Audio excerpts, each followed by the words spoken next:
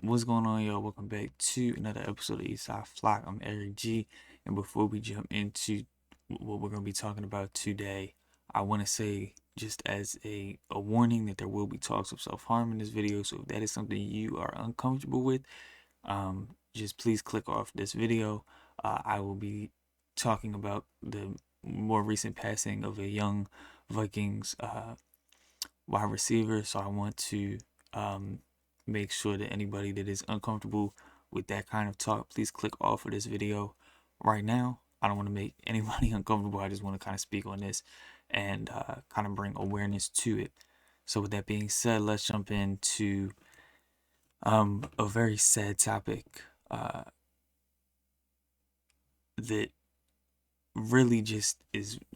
I feel like I've seen so much more of it recently, and it has been the really these young men that have passed recently. It was a self-inflicted gunshot wound. Um, it's suspected it was a self-inflicted gunshot wound. This has been kind of the main theme.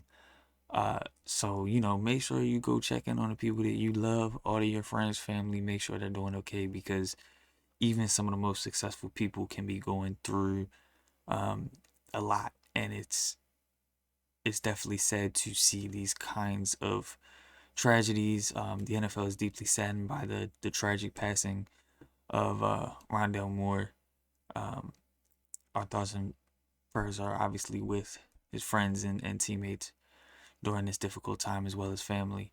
Um, they've obviously the Vikings are having to put out statements saying that they've spoken with Rondell's family to offer our condolences and the full support of the Minnesota Vikings. We've also been in communication with our players and staff and will make counseling and emotional support resources available to anyone in need. Um, this is just really sad to see. It's something that I wanted to look into because I felt like this was something we were seeing more of. That a lot of players were taking their own life. Um, and I wanted to kind of look at what kind of went into that. And I found this. It was what was examined in this study was the recent, I'm not going to use that word because YouTube don't like it, but basically self-harm deaths among NFL players raised serious concerns about player health, well-being, and safety. Our study asks whether professional football players are different from other professional athletes when it comes to this. We've known for a long time that these rates among male professional athletes, including NFL players, are lower than that of the general male population, but since these groups differ in many ways, we decided to focus exclusively on elite athletes and compare NFL players to their MLB and NBA counterparts. So it found that uh, um, they used basically the available playing data for pro basketball, baseball, and football players going back to 1920, and they flagged ones that were self harm and maintain records uh, through 2019 as well as in two eras, the 1979 to 2010 and then 2010 to 2019. Now this is a very huge gap. Obviously there's a huge timeline in the beginning and then obviously only 8 years here. So um, yeah, it's not a perfect study, but you get the gist.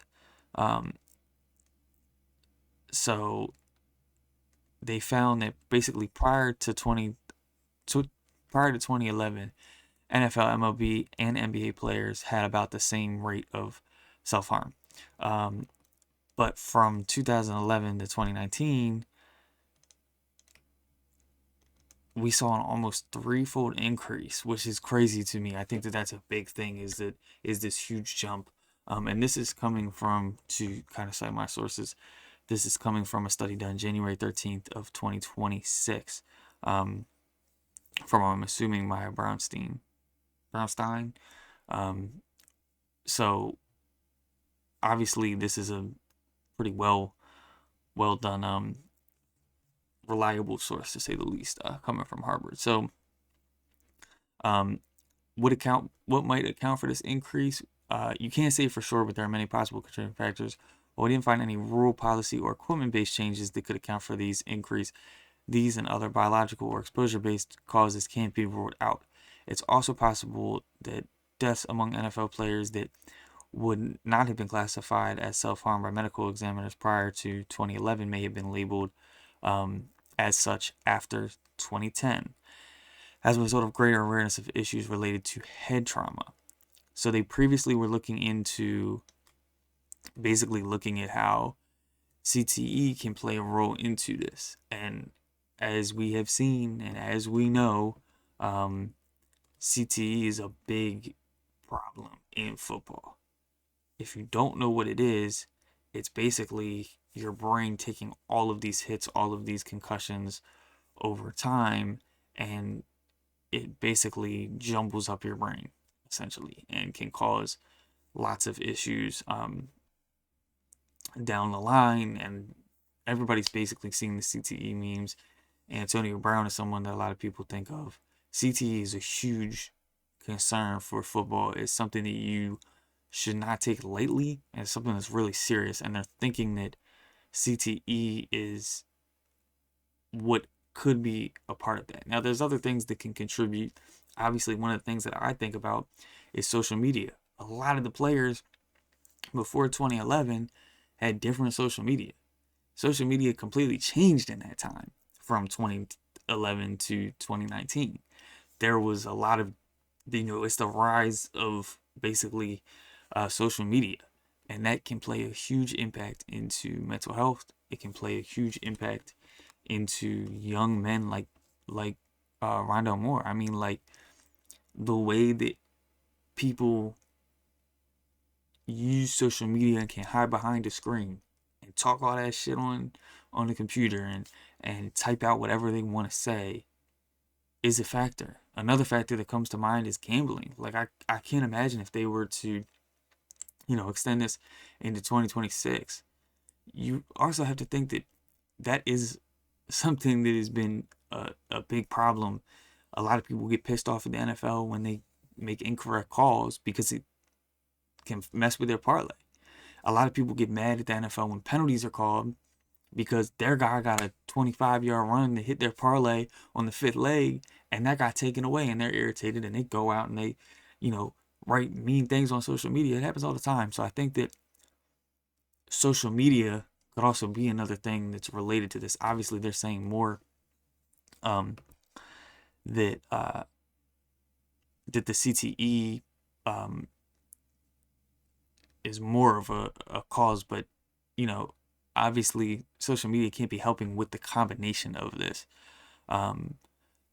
So it's it's just interesting. Obviously make sure you're checking in on your people. Make sure you're being a kind person in life, because you never know what someone's going through. You do not want to make no judgments about a person, and you don't know what anybody is going through. Obviously, this is just kind of a more recent thing and a small correlation. So it's not anything to necessarily get crazy about. But I think the NFL does need to take a look at helping players, because they deal with a lot. And I'm going to be real for a second. Like, when you think about being an athlete and everybody wants to, be the best at something. You want to be the best football player. You want to be the best. We want people to dream like that. We want young children to look at guys like Lamar Jackson, look at guys like Jalen Hurts, Josh Allen, and Matthew Stafford. You want to look at the greats of the sport right now and be like, that's what I want to do. But what comes with that is a lot of negativity and stuff that can really cause mental harm. I mean, you look at how people treat Lamar Jackson, Josh Allen. You look at how people treat somebody like Tyler Lute that misses a kick as a rookie, and you see all the comments, and you see everybody get mad, and you go to their post and you see death threats and all sorts of things. That can really mess with your mental. Combined with CTE, I feel like the NFL has to prioritize mental health. There's the physical aspect, and then there's the mental aspect. And they have done a better job at, the Guardian caps and for practices, changing the helmets, things that are great for the physical aspect, but the NFL needs to do better in the sense of the mental health aspect. The fact that there is an increase in just their sport seems like there should be something done. And now, am I an expert in this? Hell no. I really am just wanted to do research because I saw this sad story and wanted to kind of look into more of what was happening, if this was something that, it wasn't in my mind that there was more, or was it an actual thing. And so I looked into it. But when I did, it made me think, man, the NFL needs to do more to provide help for these families, for these players, because it's a lot that you go through as a player. And yeah, does that come with the job? Absolutely. And there's a lot of things that day-to-day people do that come with the job. I just think that in this case, it's really sad to kind of have this happen to somebody so young, someone literally only a year older than myself. So I think when you look at all the kind of the information out there, this is something that can be prevented, and I hope is prevented in the future. And obviously, if you are having troubles, always reach out to people. There's always a way. But hopefully the NFL sees this as a wake-up call, and positivity comes from this, and we can get going in the right direction. Thank you for watching. Obviously, have a blessed evening, afternoon, whenever you are watching this. And hopefully you are in a good spot. Much love to you. Appreciate you tuning into this video. Hopefully see you in the next one.